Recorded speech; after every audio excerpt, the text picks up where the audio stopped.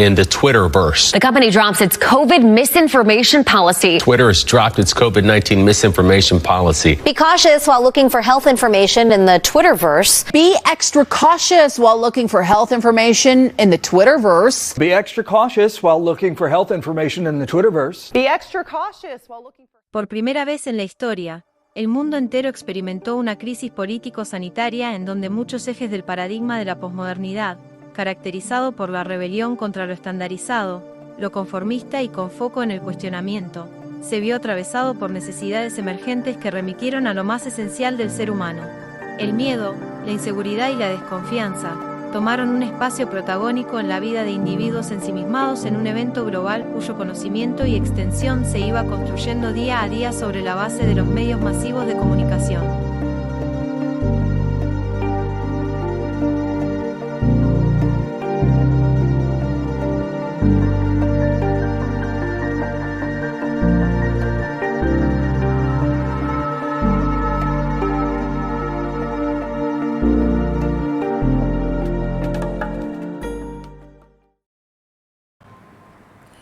Yo recuerdo que el término infodemia se escuchó muchísimo durante el 2020, cuando se produjo la crisis sanitaria. Ese término refería a sobrecarga de información contradictoria, errónea, daba lugar a otro término que también empezó a manejarse mucho, que era el bulo, es decir, la información engañosa o tergiversada. Y todo eso también relacionado con otro término que apareció en esa época, que era el término de los negacionistas. Los negacionistas eran todas aquellas personas, el colectivo de personas que no adherían a ciertos conceptos oficiales sobre las versiones de lo que estaba sucediendo en ese momento. Eso incluía ciudadanos comunes, profesionales, inclusive profesionales renombrados, figuras mediáticas. Es como que durante esa época se empezaron a acuñar un montón de conceptos nuevos, dentro de los cuales la infodemia cobró mucha importancia de la mano también de los verificadores de informaciones. Los verificadores de información a través de la web tienen cierta data, generalmente mediados del 2003, 2005, pero durante el 2020 cobraron muchísima fuerza justamente como para, como se decía, ¿no?, combatir la desinformación o muchas veces apelar a recursos para poder dirigir la opinión pública. A finales de agosto de 1835, durante 6 días consecutivos, el periódico New York Sun publicó un largo artículo en forma de serie en donde se afirmaba que, usando un telescopio de capacidad sin precedentes, el famoso astrónomo británico Sir John Herschel había descubierto vida en la Luna.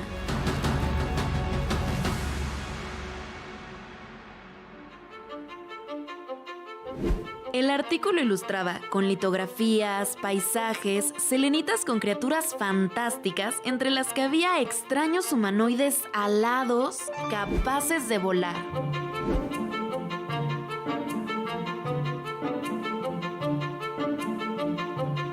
Por supuesto que Herschel no había observado vida en la Luna. De hecho, este se enteró hasta meses después de salido el artículo que, explotando su fama, su nombre se había utilizado para legitimar aquel artículo falso. La noticia se replicó en otros periódicos del mundo, y si bien no es posible saber cuánta gente lo creyó o a ciencia exacta cuántos lo leyeron, se sabe que la cantidad de personas y de lugares en donde se reprodujo superaba lo antes visto. Aquel se convirtió en uno de los engaños mediáticos más sensacionales de todos los tiempos. El jueves 20 de marzo de 2003, una coalición de 34 países, liderada por Estados Unidos e Inglaterra, inició la invasión de Irak con un bombardeo que lanzó miles de Tomahawk desde barcos y submarinos.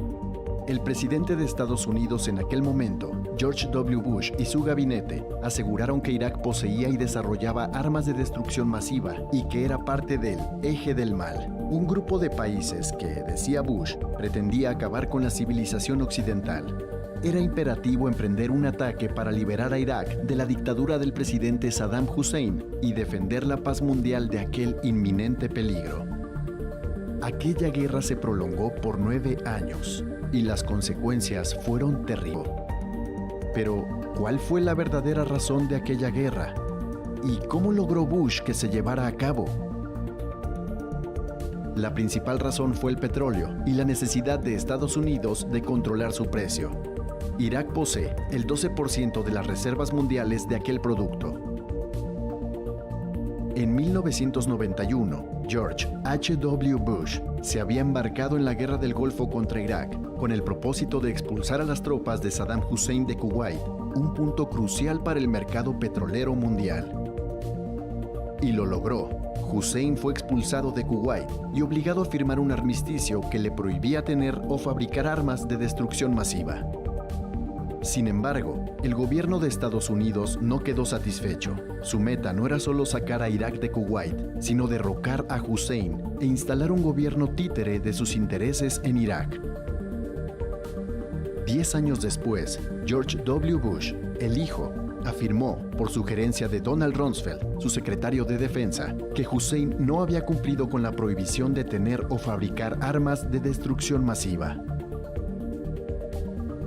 Jamás se encontraron dichas armas y, peor aún, cada una de las pruebas presentadas al Consejo de Seguridad de la ONU por parte de Estados Unidos fueron desechadas por las propias agencias de inteligencia estadounidenses, incluyendo la CIA.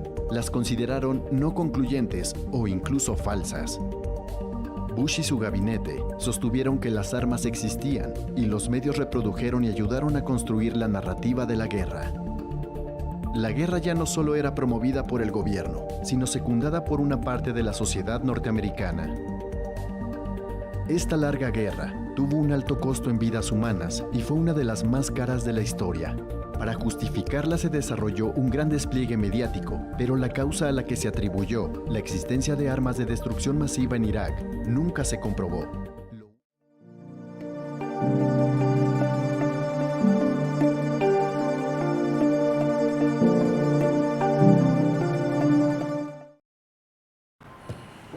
Y la verdad que se está haciendo cada vez más difícil distinguir la información verídica de la falsa, porque cada vez existen más recursos para poder, por ejemplo, alterar fotografías, modificar titulares.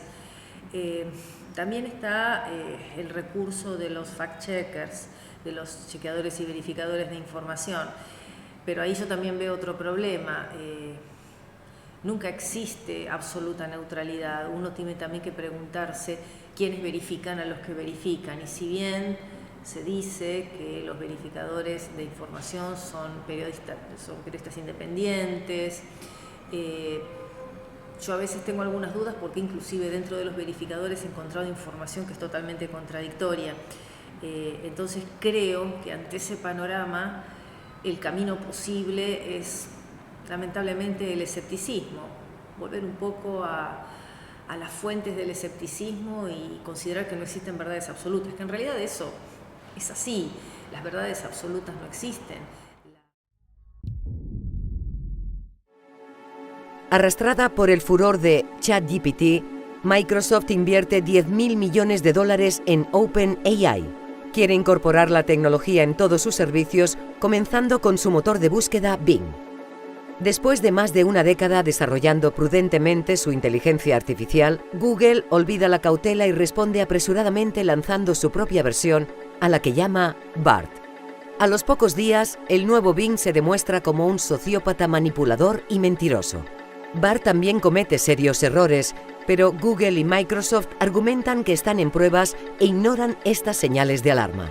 Más de 250 nuevas compañías norteamericanas, gigantes chinos como Baidu y empresas de otros países entran en una guerra feroz para controlar una tecnología que está invadiendo todas las esferas de la sociedad con la virulencia de una pandemia imparable. En Hollywood, la inteligencia artificial causa furor. Los diseñadores de producción la usan para crear conceptos y decorados. La nueva película de Indiana Jones se estrena con un Harrison Ford perfectamente rejuvenecido por inteligencia artificial. El director Robert Zemeckis hace lo mismo con Tom Hanks en su nuevo film gracias a Metaphysic, una empresa que se hizo viral por sus deepfakes de Tom Cruise. Esta firma un acuerdo con CAA, la mayor agencia de talento del mundo, para crear modelos biométricos de sus clientes. Con ellos podrán participar en producciones sin siquiera pisar un estudio, incluso después de muertos.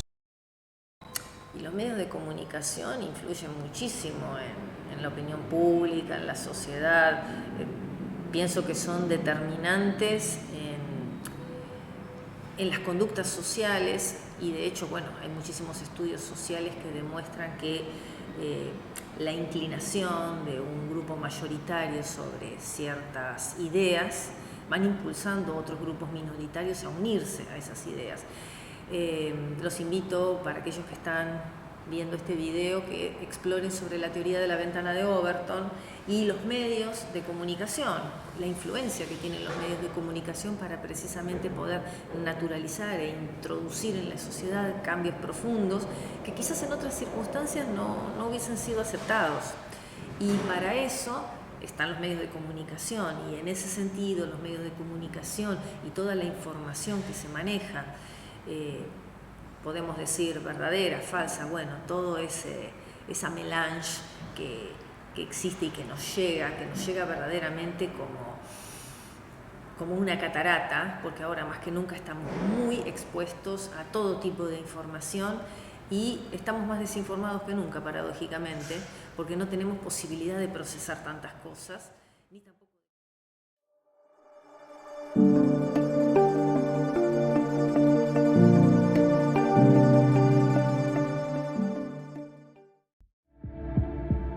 Lanzan una nueva red social que permite grabar vídeo y transformarlo según el deseo de sus usuarios.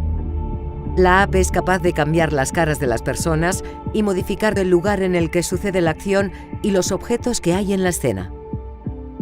Un vídeo de cámara oculta en el que Elon Musk admite que Tesla va a quebrar de forma inminente provoca que la empresa pierda más de la mitad de su valor en bolsa. El magnate afirma que es mentira, pero solo sus más acérrimos fans le creen. Nadie sabe si el vídeo es falso o verdadero, pero da igual.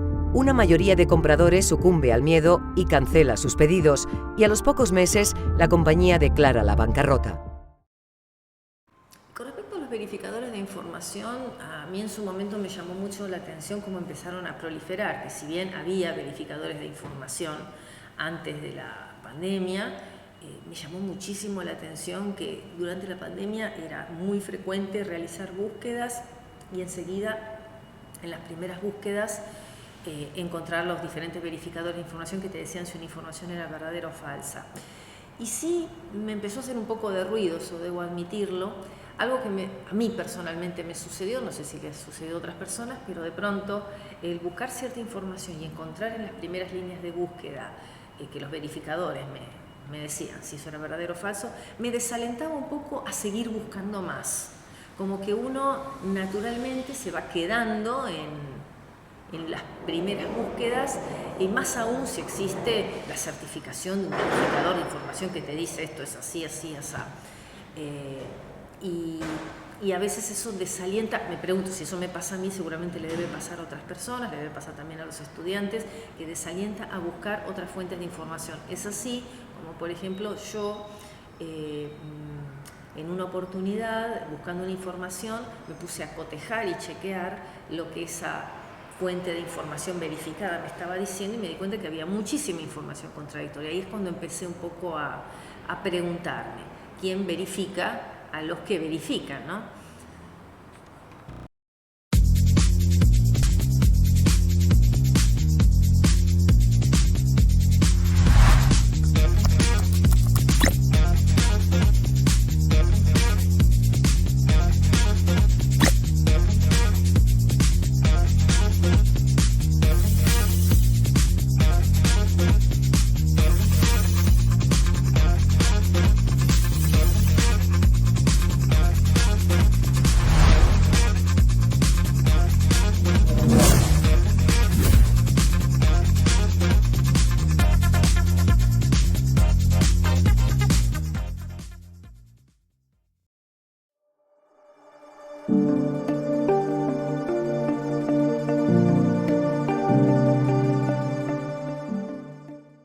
otro día, en una reunión con otros docentes de otras disciplinas, comentábamos que, bueno, esto de el avance y esta irrupción de la inteligencia artificial que promete que va a avanzar sobre todas las cuestiones rutinarias de nuestra vida, se empezó a barajar la idea de que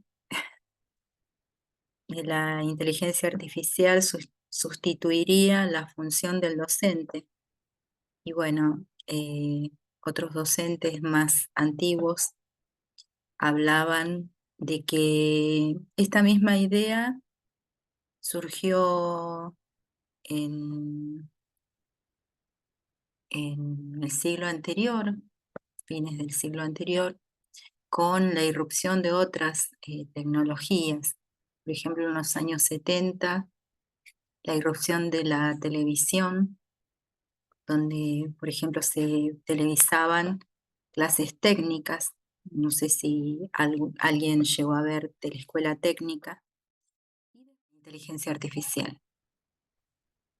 Primero que a nosotros los docentes nos ponen estas dos temáticas contra la pared y nos exige realmente que tomemos cartas en el asunto, porque no podemos enseñar lo que no sabemos.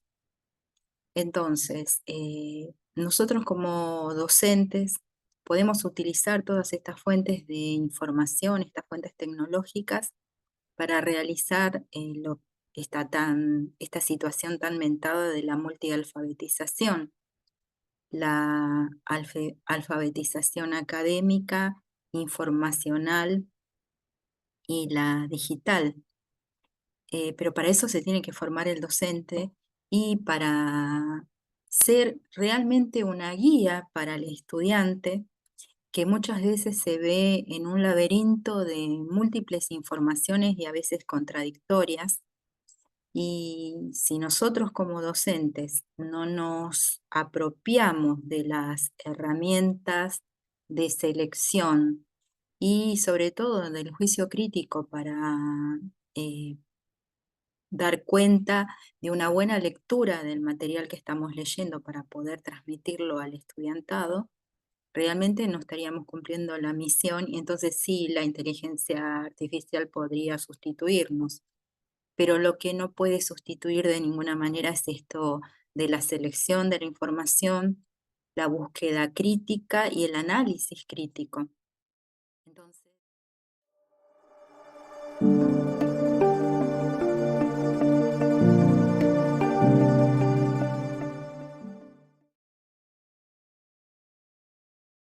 creo que no peligra el rol del docente. Tenemos una infodemia. Vemos, así como en otras épocas había escasez de fuentes de información, hoy tenemos tantísima, que realmente precisamos de una lectura rápida, ágil y una buena crítica de esa información. No nos tenemos que comprometer como docentes a ayudar al estudiantado y eso no lo puede hacer la inteligencia artificial. Además, cuando sabemos, y cualquiera que ha experimentado con la inteligencia artificial más próxima, que es la del más accesible, que es la del chat GPT, sabemos que tienen filtros y que esos filtros responden, así como los ya conocidos fact-checker, a ciertos intereses que tienden a una homogeneización de la información y a un tratamiento interesado de la misma. Entonces, nosotros como docentes tenemos que aprender a leer quiénes hacen las informaciones, qué intereses están detrás de esas personas que hacen las informaciones, y esto supone un trabajo extra. Pero creo que vale la pena el esfuerzo, porque estamos siendo atacados, esta infodemia nos ataca, nos encontramos con tanta diversidad de criterios y algunos de ellos están encontrados que mucha gente frente a esa situación decide quedarse con lo primero, con lo que está acostumbrado a consumir como información sin cuestionarla. Y bueno, eso es lo que no podemos esperar de un docente en este siglo XXI.